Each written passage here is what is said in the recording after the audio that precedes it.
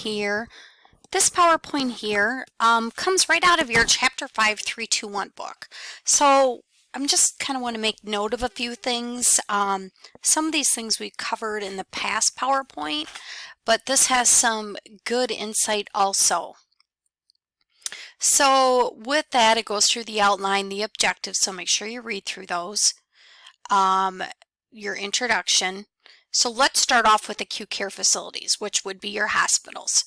So with acute care facilities, you have ancillary services, single hospitals versus multi-hospital systems.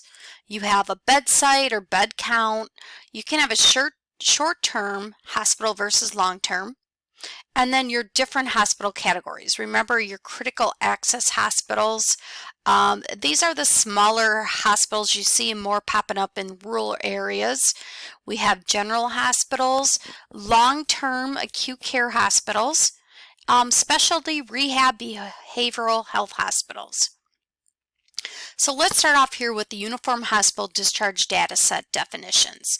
So we're going to start off with the admitting diagnosis, principal diagnosis, and then other. So with admitting, okay, this is what they're coming in that's provisional, tentative. This is upon the initial patient care is based. So sometimes it could be just a quick review of the doctor to the patient or what the patient is stating. This is obtained again by the attending physician by the hospital admission office staff. And then it's entered in on the face sheet. It could be a sign. They're coming in with a fever. They're coming in with chest pain.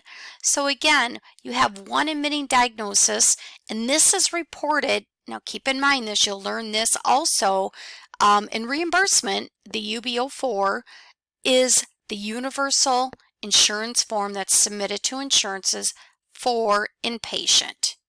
You have the CMS 1500, and that's for your outpatient. Okay, let's go over the diagnosis of principal diagnosis. The condition established after study to be chiefly responsible for occasioning the admission of the patient to the hospital for care. So the phrase after study, it directs the coder to review hospital inpatient documentation to determine the clinical reason for the admission. So again, they could come in for one thing, but after they run tests, do blood work, they come up with a different diagnosis. And that is the principal reason that patient was admitted. Okay, so again, for principal diagnosis, it's after study. And then this will also be reported on your UB04.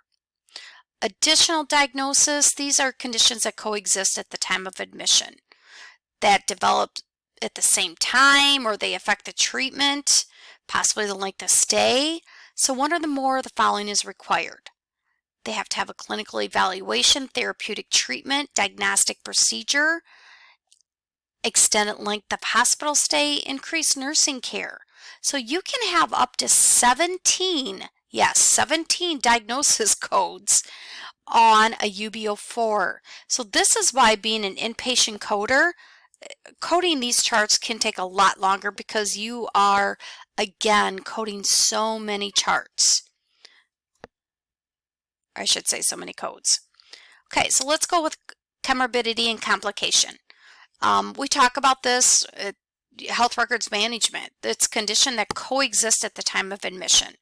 So examples would be somebody who has diabetes, who has hypertension, who has asthma. Okay, those conditions are there. Okay, and a lot of times possibly hypertension will go high during admission, or maybe an asthma complication. That doesn't state that it's a complication, because a comorbidity is something that they have. Where a complication, it occurs during the hospital course of inpatient episode.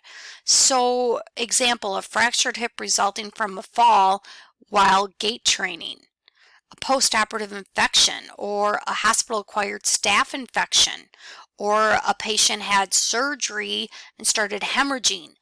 Those are all complications. They did not have these conditions before they were admitted. Okay, let's just look here, principal diagnosis coding guidelines.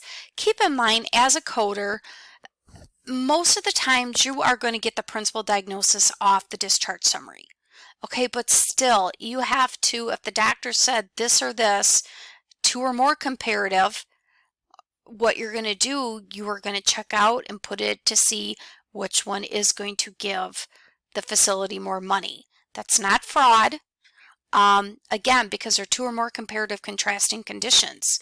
Same thing if they both meet the definition of principal diagnosis. You're going to optimize and see which one is going to be a better fit for the hospital. Other additional diagnosis coding guidelines: previous condition stated as a diagnosis. Do not code diagnosis for resolved conditions or chronic diagnosis. Status post procedures. Okay, they have no bearing on this current inpatient stay. However, family and personal history codes are reported if the historical condition or if the family history impacts that care or influences patient treatment. So a good idea or an example would be history of cardiovascular disease, the father had it. So again, it could increase the chances of that person possibly having, maybe a stroke, heart attack, or something on that order.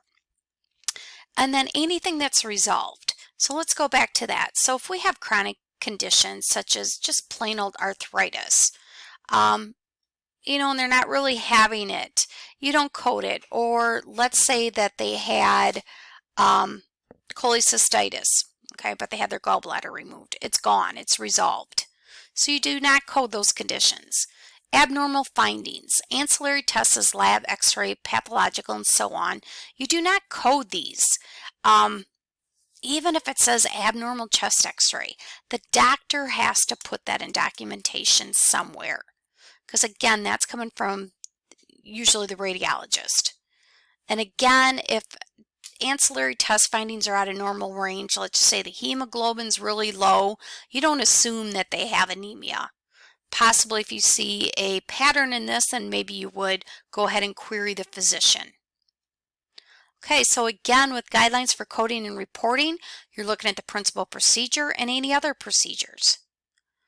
Principal procedures performed for definite treatment of both the principal and secondary diagnosis. And again, this should be related to your principal diagnosis. So usually, hopefully, your principal diagnosis relate to each other. So again, you can kind of read through the next ones too. What are significant other procedures? These are surgical in nature. They carry an operative risk, anesthetic risk. They require highly trained personnel, require special facilities or equipment, and one principal procedure is reported on electronic claim, but you can have 14 significant procedures that can also be reported. So again, this is inpatient hospital.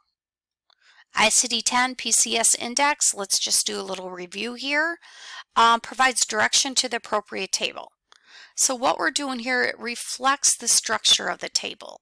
It's organized alphabetically, provides the first 3, 4 characters, and sometimes all 7 characters. So again, you're going to look it up in the alpha, and then you're going to go to the table. So it's organized in sections with the type of procedure. Used to construct complete and valid codes. Includes terms, definitions, rows. First 3 rows of the table list values and descriptions. Subsequent rows for 4th through 7th characters of the code. Okay, structure. It contains 7 characters always. Always, always, always. Each character is associated with an axis of classification. Body part is an example. And a defined code range. And all 7 characters must be specified to construct a valid code. So with this, we have 1 of 34 possible values and construct a 7 characters. So values include numbers 0 through 9. We do not use the letters I and O because they get confusing with the letter or the number 1 and the number 0. So remember, we always start off with the medical surgical, and then the body system, and then the root operation. So you're going to have to make sure you go back and do some review on that root operation. Medical and surgical is going to be the most used section. There is other sections, but we do use medical and surgical probably the most in this course. Body part, approach, device, and then we have the qualifier. ICD-10 PCS conventions, we have to remember the values of the axis are added as needed. So again, you have to have a valid 7-character code.